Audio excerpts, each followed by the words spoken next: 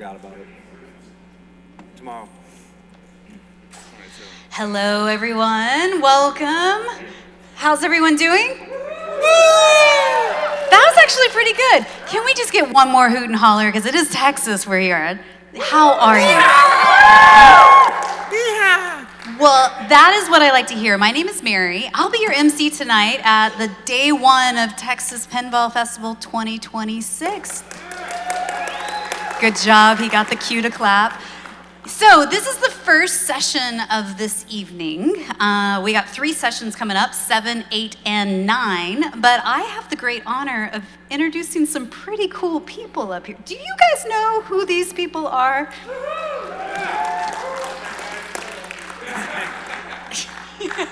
All right, so first off, you were in the right place if you wanted to hear all the juicy insider secrets about Jersey Jack Pinball. Oh my.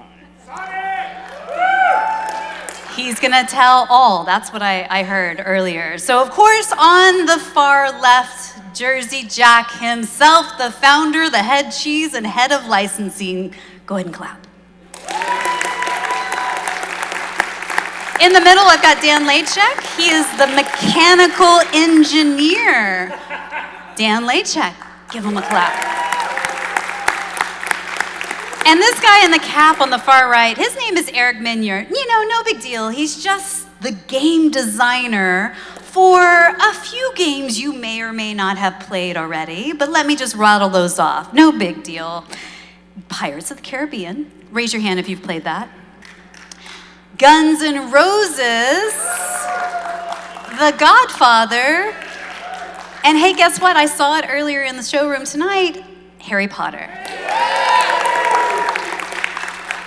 So without further ado, may I introduce to you Jersey Jack Pinball. Hey everyone, what the hell's with this microphone? Now you guys can come up to the center microphone right here, ask questions all day long. Anything, pretty much anything's on the table, so go for it. But I will just let these guys start and talk about some of the things that they're itching to tell you about. But yeah, come up at any point to the middle microphone. We're here till 8 o'clock with these guys. Thank you. Thank you, Mary. Hi, Martin, how are you? Good, thank you. You could come up, it doesn't mean we're gonna answer your question. First of all, welcome everyone, and thanks for coming. I want to thank Paul McKinney and his wife for putting on a great show, and all the volunteers. Who's first time attending this show? Well, welcome. Welcome to this crazy family of pinball people. You know, right now the world is on fire, and we're playing pinball. So who's better than us, really? You know, we're the smart ones, and I just think there's a lot of problems in this world that could be solved by playing pinball and playing games and being a family and being positive and hoping for good things and make good things happen. So tonight you're going to get a presentation from Meunier and Dan, and I'm going to keep my mouth shut about the next game, Carrie. But I'm going to say, you know, I think the best bargain in that whole room there is the Harry Potter Arcade Edition for 10 grand. Other people are doing games for more than that, and you're getting a lot less game. And on location, that game is printing money. So that's what we're trying to do. We're trying to hit all of the market and get everybody what they want. You know, you want the CE? Great. You want an LE or the middle Wizard Edition? You want the Arcade Edition? Well, I took out things, being an operator, I took out the things that don't matter to an operator. You don't need Invisiglass, you don't need a shaker motor, you don't need all that stuff. And all the games play the same. There's not one part missing, a ramp is missing, or some mechanism is missing. Or a play Everything field. is there. It's play complete. You know, so it's one of the best bargains. Also, we're launching new merchandise. So yeah.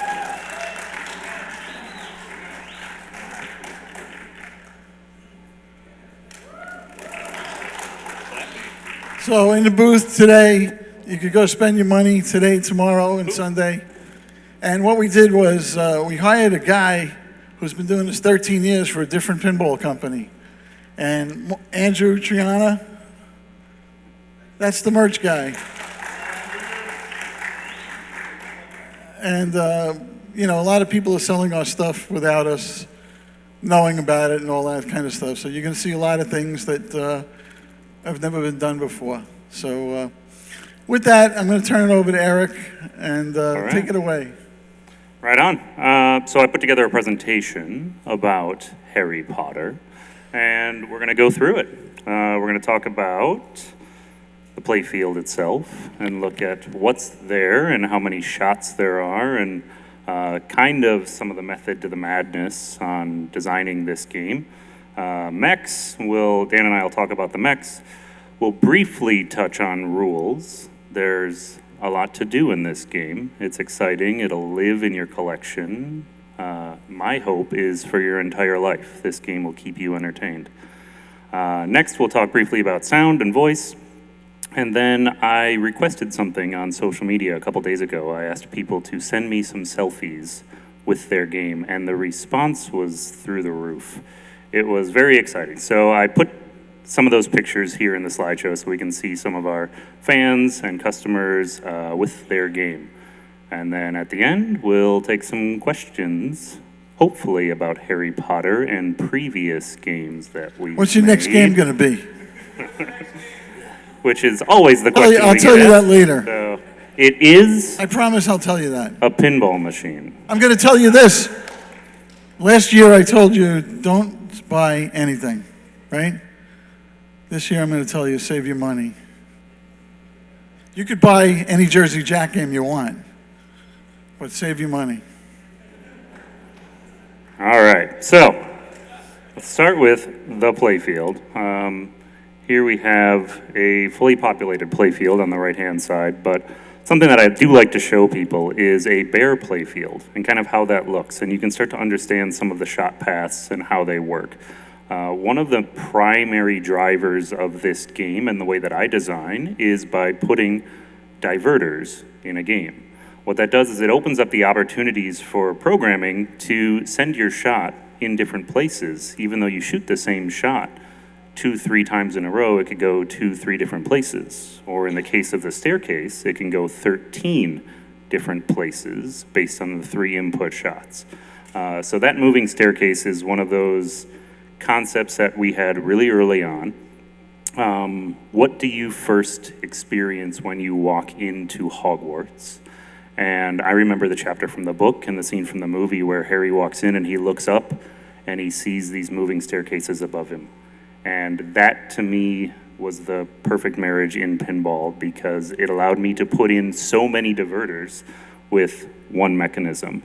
And the reason that mechanism works is sitting right here next to me. Dan Lachcik is the one who took this crazy idea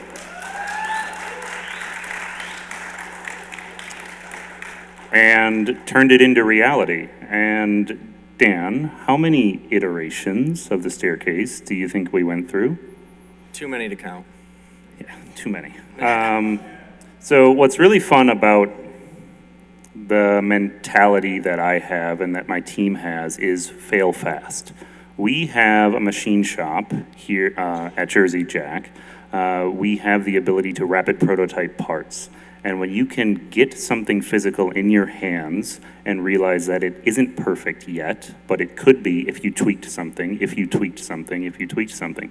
In the old days, that would take weeks. You'd need to order the parts, you need to make the engineering drawing, order the parts, get it from a vendor, and then realize, oops, this doesn't work. We have a machine shop. We can laser cut parts, we can form them. Dan and I do that all the time. We also have a cadre of 3D printers where we can prototype components. We never put 3D printed components in a production game, but we will prototype that way, and that allows us to fail fast and find a better solution for our game. So with the staircase in particular, I'm going to look at some mechs here. So there is the first concept that I 3D printed for the staircase. The inspiration for the staircase mechanism actually came from a tabletop board game that I was playing with my children.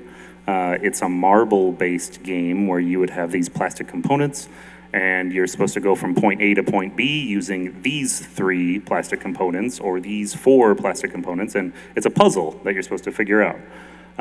By turning these things or flipping them upside down or rotating them and having different ball paths, you were able to solve these challenges.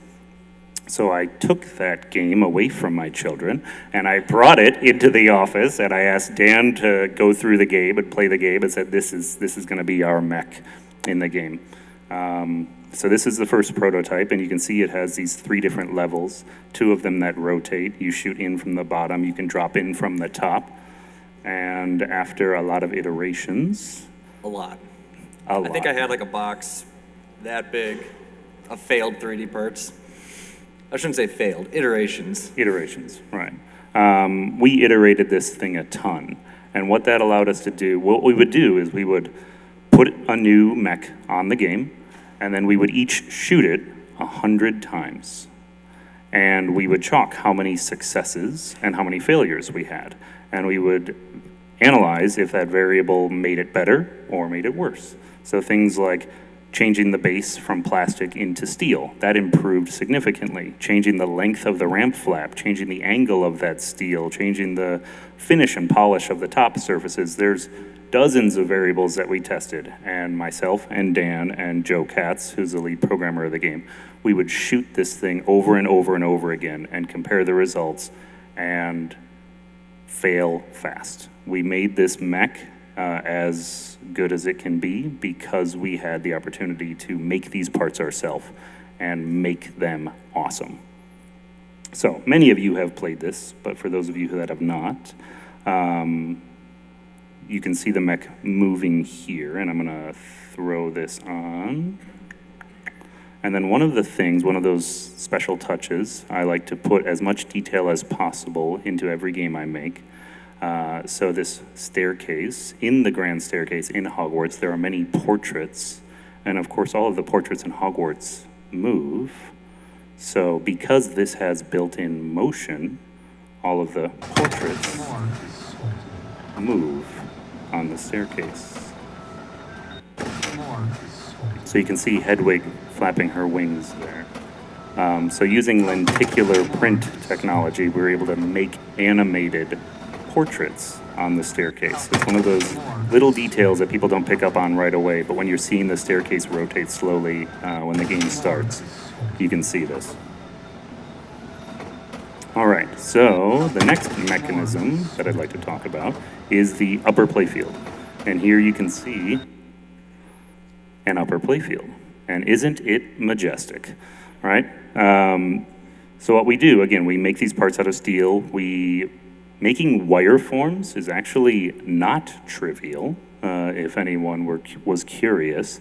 So what I'll do is we'll model a 3D ramp wireform, but then in order to 3D print it, we'll make it into like this big fat tray that's much more rigid, that can succeed when you put a ball on it and not just shatter.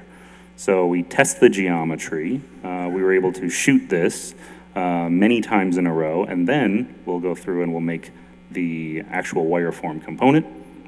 Here you can see another iteration of the upper playfield, and we'll often cut things out of non-finished steel, cold rolled steel, so that's why it's all rusty, right? This hasn't been sitting around for 50 years. This is, a 2-year-old part. And how it turns into this. And so what you see in my hand there is the finished upper playfield, and one of the things that is important in game design is not just making a fun game, but making a game that is manufacturable and serviceable. So this entire upper playfield comes off with 4 screws that are accessible from the top, either with a Phillips screwdriver or a 1/4-inch nut driver. You don't have to do gymnastics to try to take this thing out. And a lot of that comes from me growing up as an operator. So my father started a operating business when I was 3 years old, and I was always with my parents and my older brother, who's here in the audience. So we were always together. We were always making this business work and working on games in a dark bar that are impossible to take apart is something Weren't that there I any never... child labor laws at that time? Actually not in Wisconsin, child labor laws. Because it is a farming community, farming state, child labor laws actually do not apply to your family business, to your child. Ask me how I figured that out. So I was always working on games, and I wanted to make games that are serviceable. So every game of mine that you need to service should be easy to take apart. The upper playfield on Pirates of the Caribbean, for example, comes off with one screw. Even though it rotates and it moves, that whole thing can come off with one screw. So that's something that we design into our games, right? Serviceability is important because we want operators to be able to operate these games throughout these games and make money for their businesses. Thank you. You're welcome. Next, the mechanism that is fun to look at here is the wand mechanism. So this is a 3-ball lock. What I wanted to do here is take the main 3 characters from the franchise who are known as the Golden Trio. They're never called that in the films, and they're never called that in the books, but all of us Potterheads know them as the Golden Trio.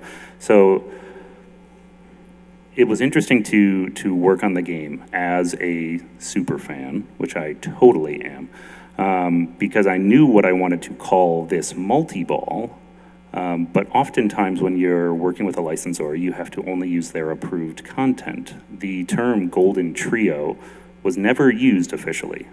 So I had to ask for permission to call this the Golden Trio multi-ball, and it had to go through Warner Brothers, our licensing partner, and then to the next step of the licensing, which was Miss Rowling and her attorneys. And they were cool with it. They liked it, right? That locked in how much we knew about the license, how much we cared about the license, that we are followers of the fan base, that we know who these characters are and how they're represented. So the Golden Trio multi-ball is one of the first multi-balls you get to play in the game. This mechanism is made up of the wands of the 3 characters, and those are 1-to-1 movie replica in scale for each of the characters.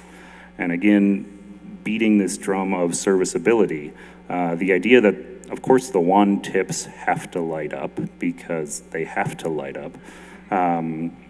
Originally, I was going to injection mold the wand itself over an LED and just have that as part of it. But if your LED were to ever fail, you'd have to throw out that entire component, which is something I don't want to do because 50 years from now, it would be impossible to get those parts. So instead, we come up with this idea of how do you get light from the back of the wand where we could hide an LED that would be serviceable all the way to the front. So we embedded fiber optic core through the center of the wand. It's not a phoenix feather or dragon heartstring, it is a fiber optic, and brings the light all the way to the front. And these can come off with a couple screws, and you could replace an LED, would it ever fail. And walking through the factory, you get to see these cool collections of piles of mechs. Next mechanism that I'd like to go through is, it's fun. It's made up of basic pinball parts, but there is a Death Eater mechanism here on the playfield. And when you are fighting a Death Eater, it's always life and death. So we wanted to make this moment very dramatic for the player. So you shoot a ball in there, and who here has experienced a Death Eater fight in Potter? Okay. And exactly, so the Death Eater curses you right when the battle starts, and it launches the ball out of this mech right at your flippers. And I don't think I've ever seen a player play this game and not go, holy crap, when the ball shoots out of there. So there's actually a kickback mechanism flipped around and aimed at the player behind this drop target. And it's 2 basic pinball mechs, but we're using them in an innovative way to lock a ball, spit it backwards, kick it at the kickback, and then launch it toward the player. And it's one of those fun moments that a player gets to experience. And here we go. I think I have a video of that actually in action.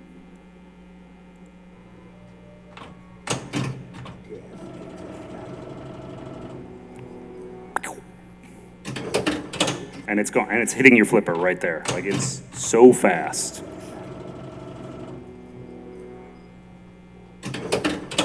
And for the record, I recorded this video with one hand while I shot it with the other hand. No big deal. All right, One of the other mechanisms that I'd love to go through here is the Whomping Willow. So the Willow is a big part of movie 2, movie 3, and forward. And this is one of those mechanical engineering things that I'd actually like Dan to talk about. So our Whomping Willow, why don't you go through some of the design concepts here?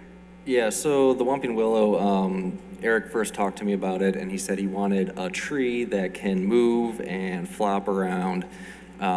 So we started thinking about how to make that possible, and again, lots of iterations with it, but we ended up with a silicone for the tree itself to try to make it so that the arms move as much as possible. But then we had the problem of the car being on top. And we couldn't have a car that is plastic sitting on top of silicone because it would flop around and then it would break eventually and stuff like that.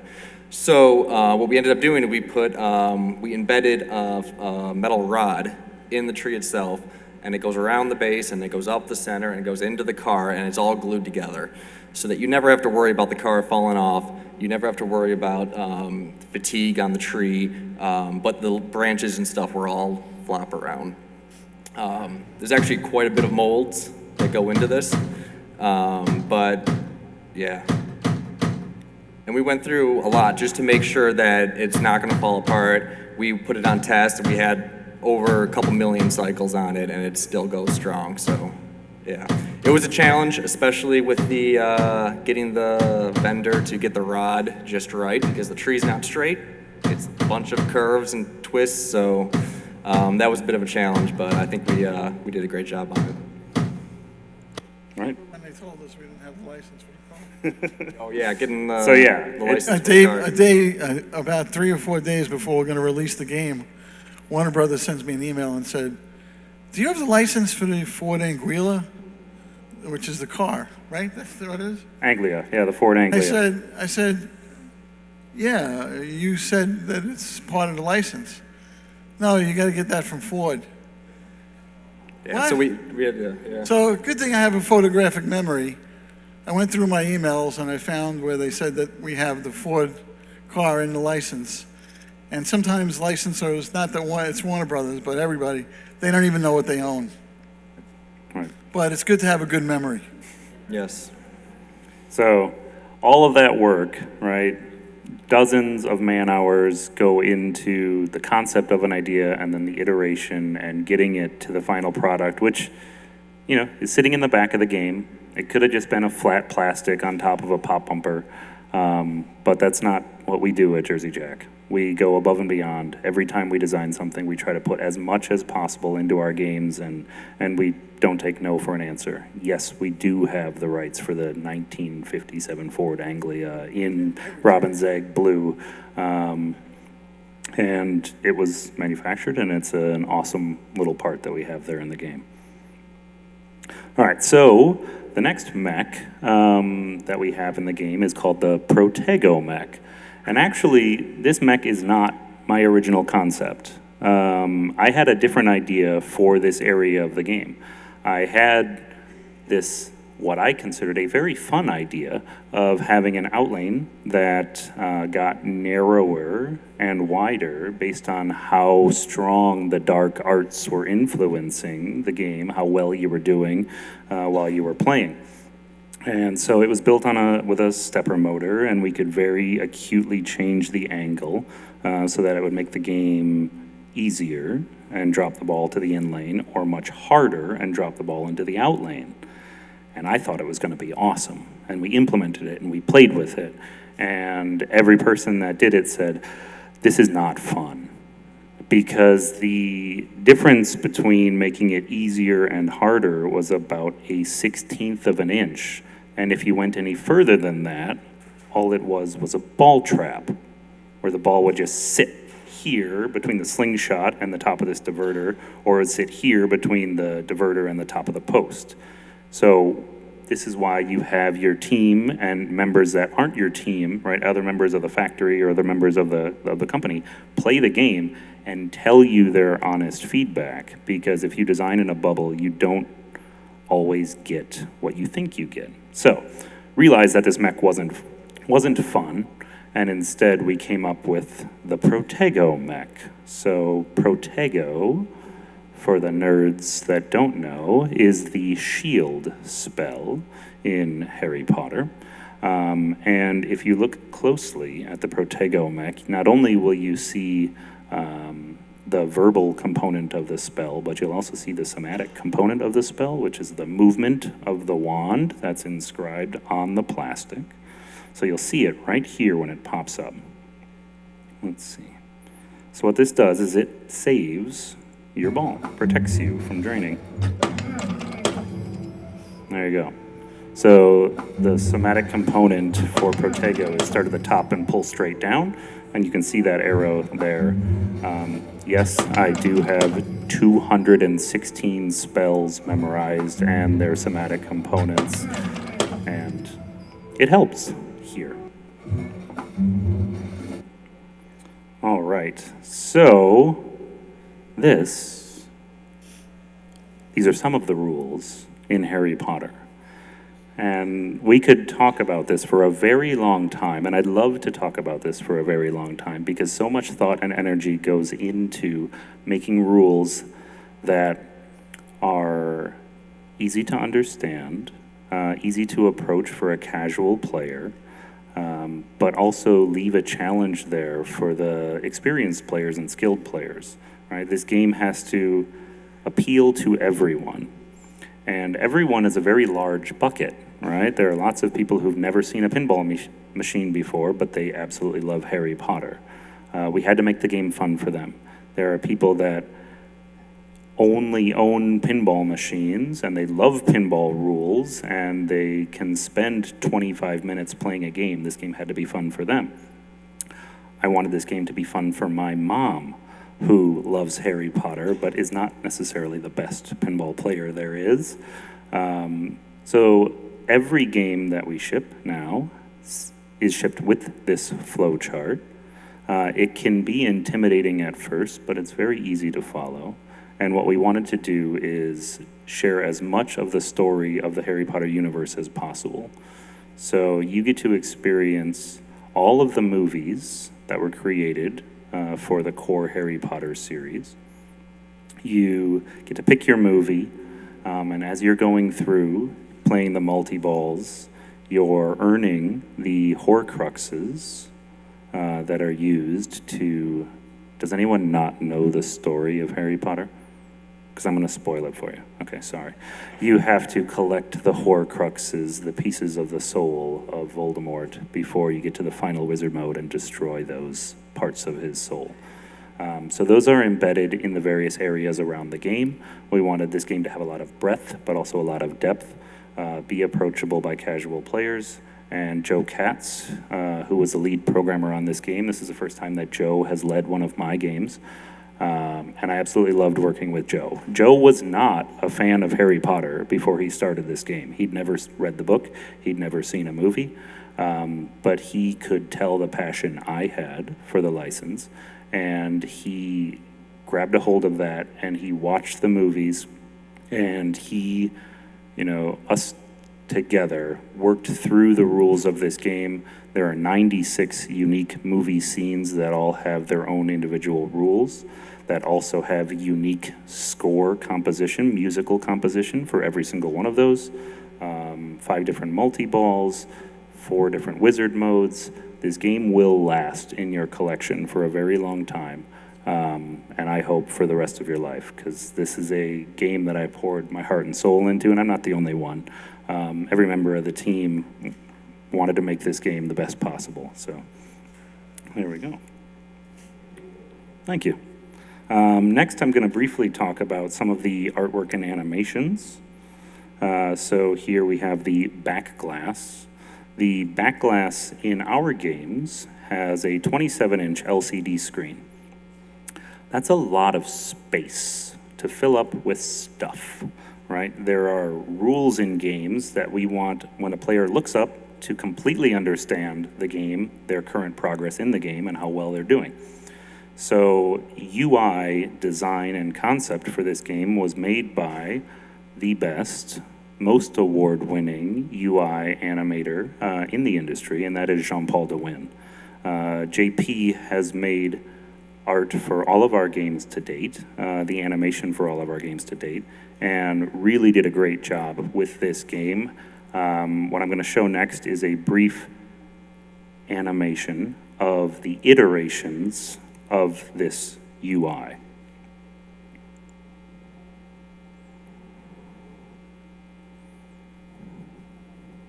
So it's very quick, but you can see the way the UI changes over time and all of the different elements that get added. So we'll often conceptualize the game early on. We'll say, well, these are the kind of the quadrants that I want to put rules in, but then game designers and programmers come up with new rules as the game is developing, and we have to figure out how to add those things. So that's why you're seeing pop-ups coming up in the middle and all of these different things that happen. Next, I'm going to show some of the animations that we worked on, but didn't necessarily get in the game. So here we have an image of Harry Potter, and we said we would like to show Harry Potter with a pinball levitating above his hand because that's cool, that's magical.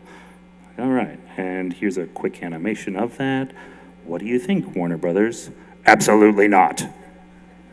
Okay, all right, moving on. What if he's holding... They said it nicely. They didn't say it like that.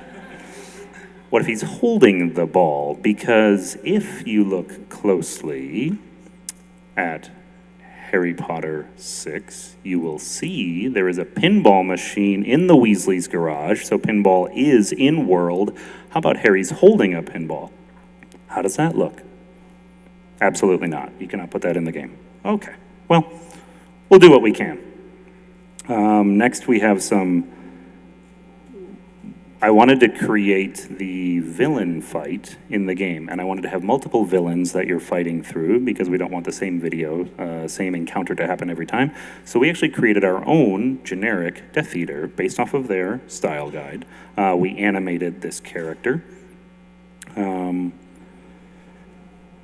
here you can see the rigging and the modeling of this character and how they work. We wanted to show the player fighting Bellatrix or show them fighting Lucius Malfoy,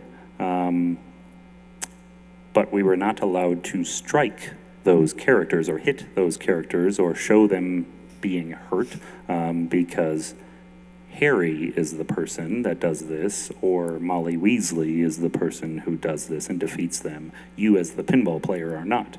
So we came up with a workaround. So working with your licensor and understanding the limits of your license and what you can and cannot do based on the licensing agreement, we came up with a generic Death Eater who is part of the Death Eater army that you are fighting, and they are a subordinate of one of those leaders that you would see in the films. So this is our generic Death Eater, this is who you are battling, and you're seeing those other characters on screen as well. Let's see, what's next? The tilt screen. So this, we had a very fun idea that unfortunately was not allowed, but I'm going to tell you it anyways. So, the words tilt, right? T-I-L-T.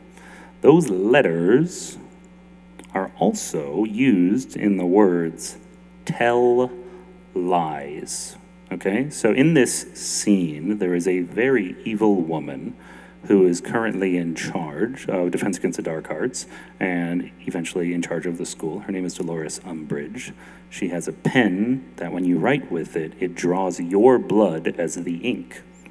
So as Harry is writing, I must not tell lies, it's scratching that into the back of his hand. So we had this fun idea that in the pinball universe, we could write, I must not tilt.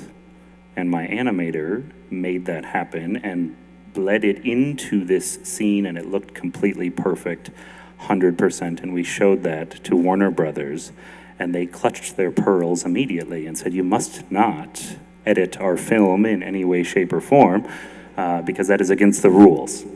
But it looked really cool. And he agreed. He's like, that does look really cool. Don't edit our films in any way, shape, or form. So instead we have I must not, you see it scribed into his hand, and then tilt happens above it. All right. So the next step I would like to talk about is music, sound, and voice.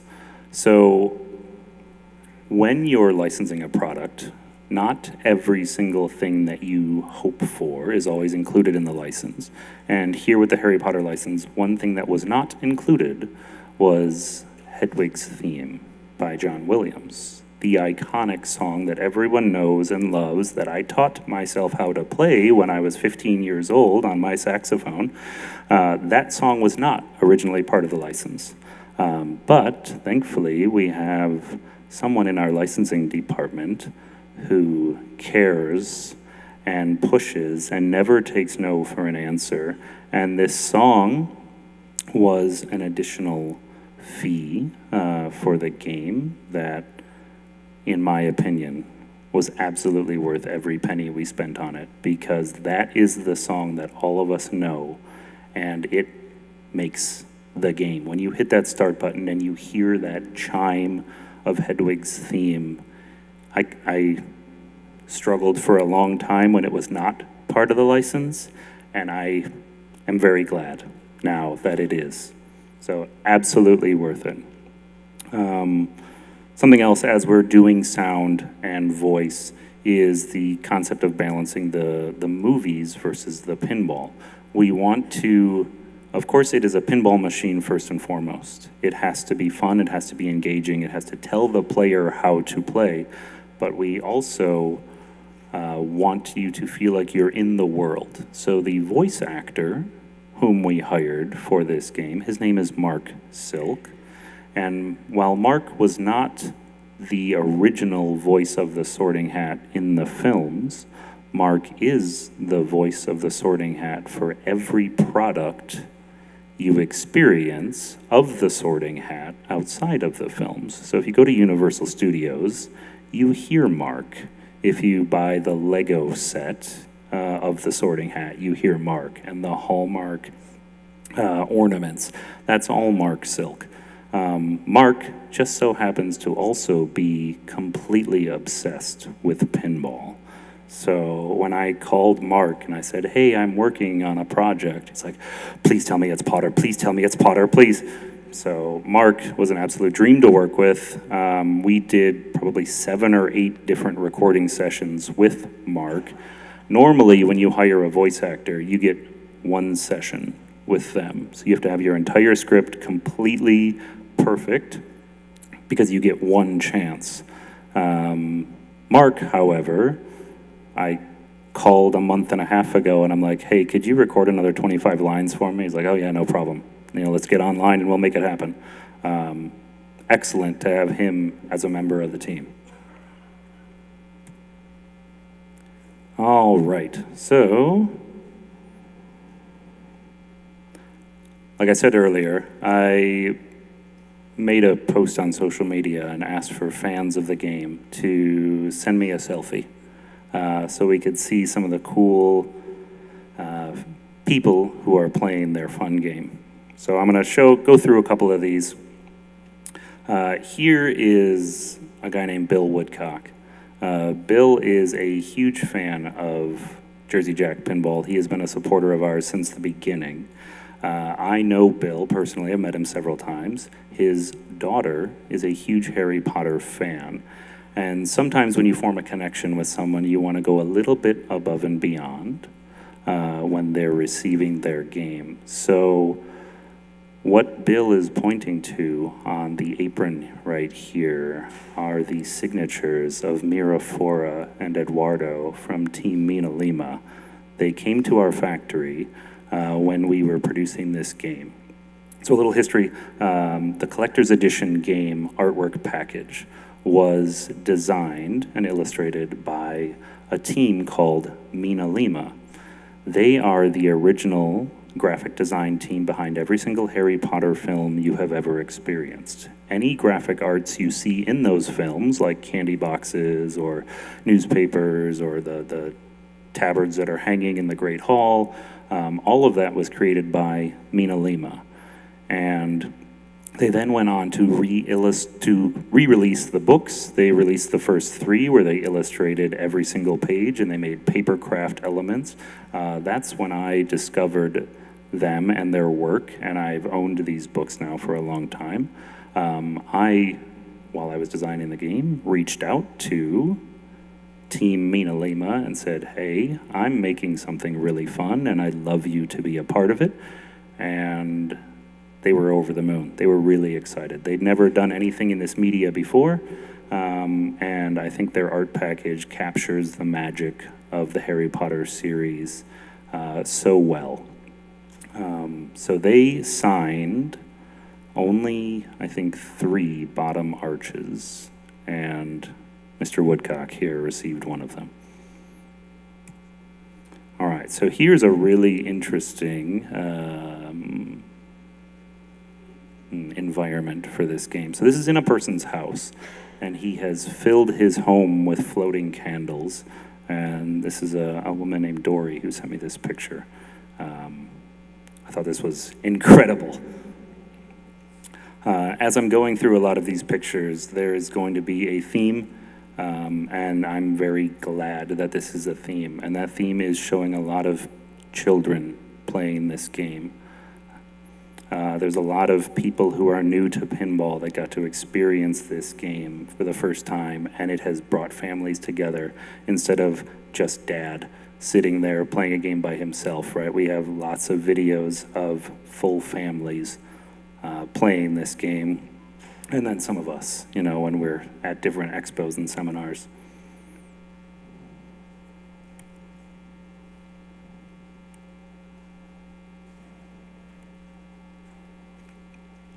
This game has been very popular for us, and it has, I have been invited by several different show runners.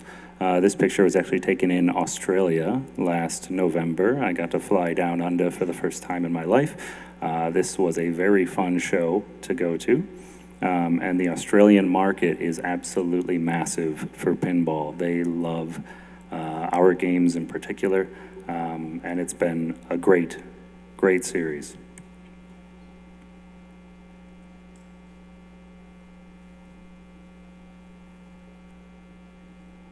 Lots of fun fans with their games.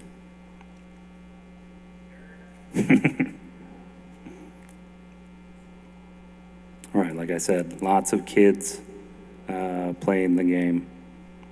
This is Dumbledad, as he calls himself.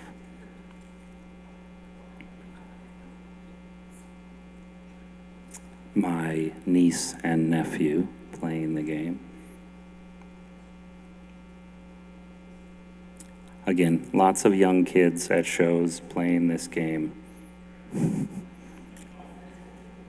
And then I got one more set of pictures from a couple of friends of mine. I reached out to these people specifically if they would send me selfies of their games. So on the left we have Ed Robertson of the Bare Naked Ladies. Mark Tremonti is in the middle from Creed and Alter Bridge. And of course my co-designer of Guns N' Roses, Slash. They're all loving their games as well. There we go. Okay. Whew.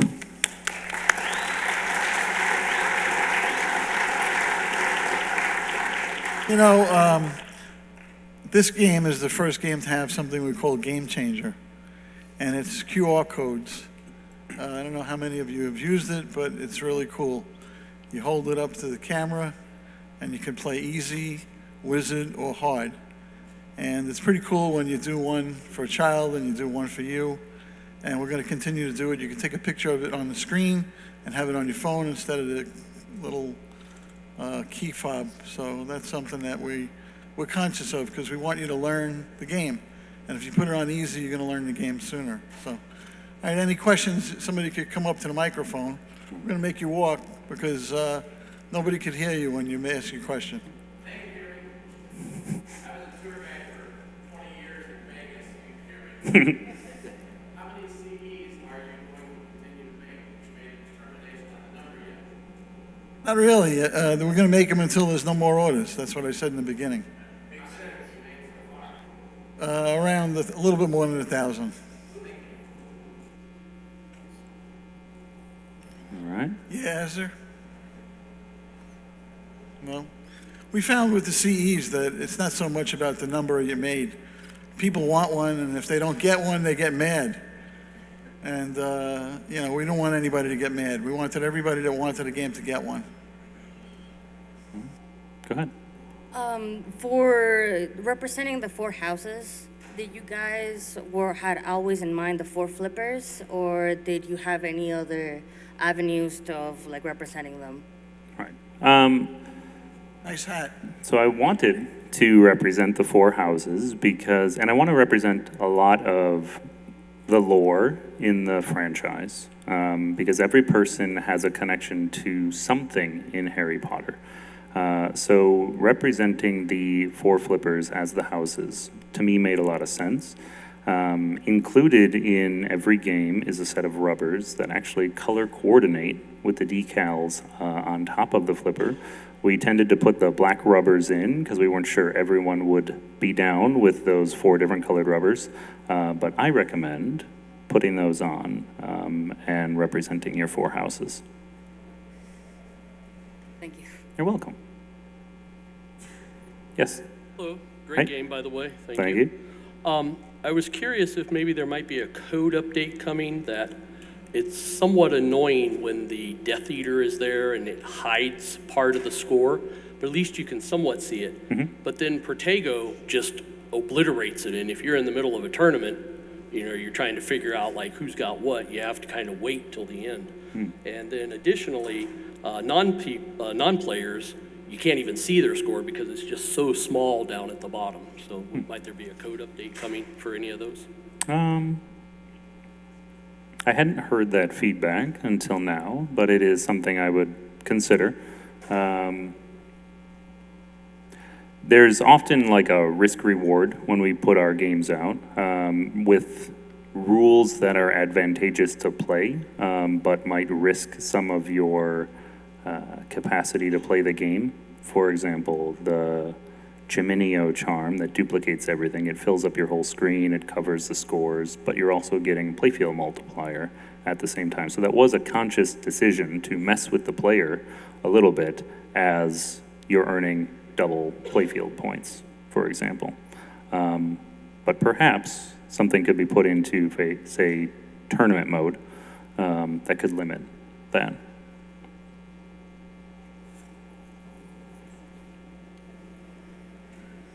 Hi, Vance Bagwell. Thanks for being here. Had a question from the young lady to the left here.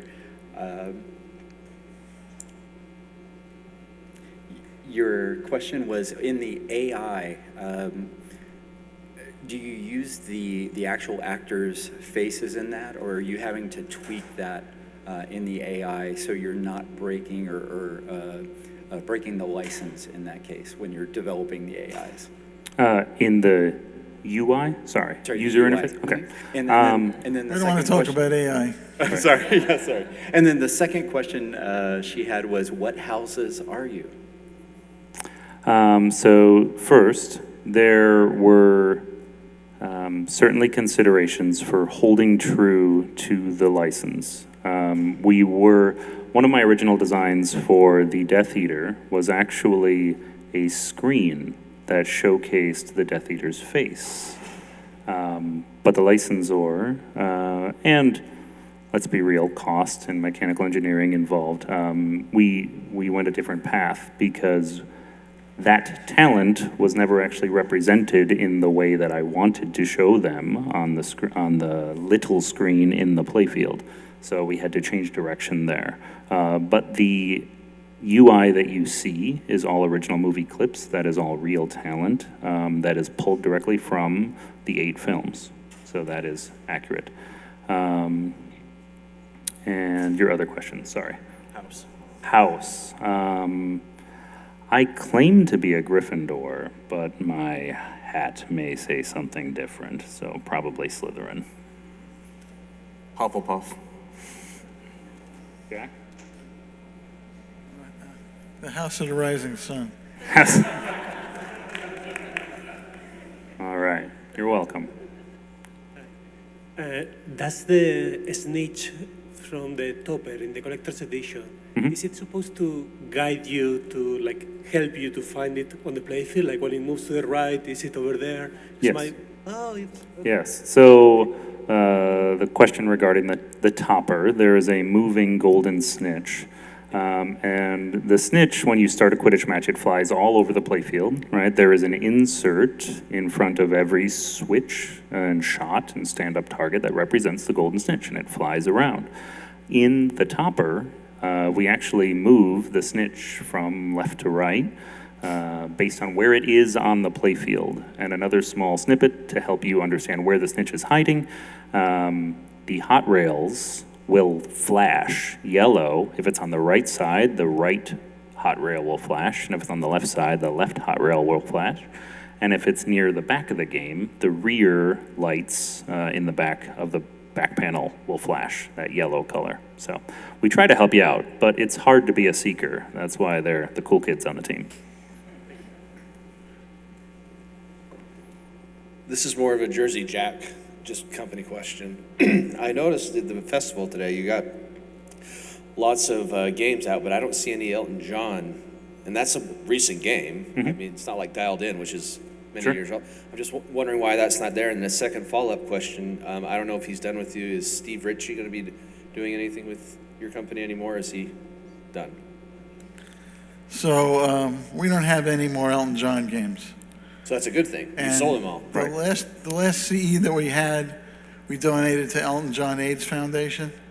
And this past Sunday, I was in Burbank, and the game sold for $190,000.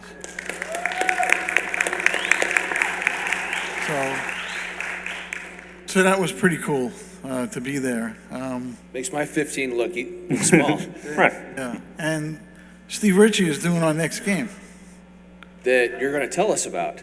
Yeah, I told you to save you money. I told you. Last year I said don't buy anything, and people thought I was senile. Jack lost his mind. There's some podcasters that aren't here said some unkind things about me. He's going to get in trouble. He said it's the Harry Potter game. I don't do too many things that are not calculated. I'm doing this a really long time. Well, just for what it's worth, I'm probably the only non-Harry Potter fan here. Everyone in my family is. I haven't seen a movie. I haven't read one book. However, I've already played that game 3 times. And you're taking one home with you. I got to talk to my wife first. Let me talk to her. Yeah. But it's great. It's great. Thank you. Thank you. Thank you for the question, too. I appreciate it. Well, first of all, thank you for being here. You remember the analog TVs with the dial. You might be the only one of the 3 of you. So I'm gonna change the channel. We can change it right back. But Guns N' Roses, probably the most underrated rock and roll pinball machine out there. Okay. Got a bad rap early on, deservedly so or not. After some community-built tweaks, the Elton John capacitors, we put those in the precision. The tweaks that we make to this game are amazing. Is there any software resources still being developed dedicated to that code? Will we ever see a little bit of scoring changes potentially? And if so, how do we get into that feedback loop? Okay. So the question was about score feedback on Guns N' Roses, score balancing on Guns N' Roses. Right now, that game is considered done. But I was literally talking to Slash 2 days ago. He loves the game, and he loves making it the best game possible. So nothing's off the table in improvements for games. If you want to be actively involved in our feedback, you can join our beta testing group, which is on Telegram, which is a communication software that we use to talk to our community. We ask people to join that who are technically savvy and can understand how to, for example, reflash a hard drive if they're on early code and something goes wrong. So you can join that group. You can send an email to our customer support group, and they will inform you how to become a member of that That's group. fantastic. All right? That's fantastic. Thank you. You're welcome. All right, so the last question is this lady here. Make it a good one. Okay, I have to take a moment to look at you three. I can't believe I'm here. Anyways, I'm enjoying the game, and I did notice that Hagrid is missing. I don't know if that was already addressed. No. So Hagrid is in several scenes, right? But Hagrid is also on the playfield. I'd be happy to show you. So he's on a plastic right up the middle. The target that's right next to Diagon Alley is the Hagrid target. You will see on the decal, Fang is there, and we put that target and themed it Hagrid because Hagrid is the person who shows Harry Diagon Alley for the first time. So Hagrid's image is on the plastic right above that target, and his lovely dog, Fang, is on the stand-up target itself. And here I thought I had like really observed and looked and analyzed the game. Okay, now I have to go and check it out. And it's on the CE, right? It is. All of them. Yes. On on all of them? Yes. Oh, okay, thank you. You're welcome. Applause. Thank you so much for coming out today. Welcome. And of course, you can come and raid these guys on the side. But next up, we have Barrels of Fun from 8 to 9 p.m. So if you want to stick around for that, we'll be next up. Thank you, everybody. Thank you. Thank you. Have a great show. All right, we'll be in the booth all weekend. If you want to come say hi, there's an autograph session tomorrow. We'll also happy to sign anything you have in our booth all weekend. Thanks.